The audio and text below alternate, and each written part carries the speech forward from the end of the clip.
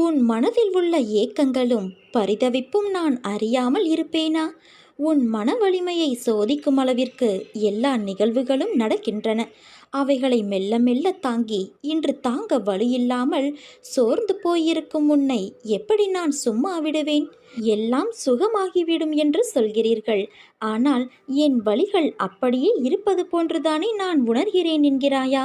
சில மனிதர்களுக்கும் நேர்மறை எதிர்மறை காலம் என இரண்டு காலங்கள் சுழலும். நேர்மறை காலங்களில் என் உதவி எளிதில் கிடைத்துவிடும். ஆனால் எதிர்மறை காலத்திலோ என் கைகள் உன் பக்கத்தில்தான் இருக்கும். நீ என் பார்வையில்தான் இருப்பாய்.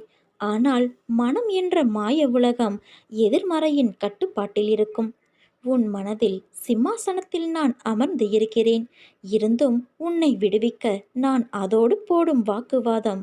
அமைதியான நிலையில் இருக்கும் நான் என் பிள்ளையான உன்னை விடுவிக்க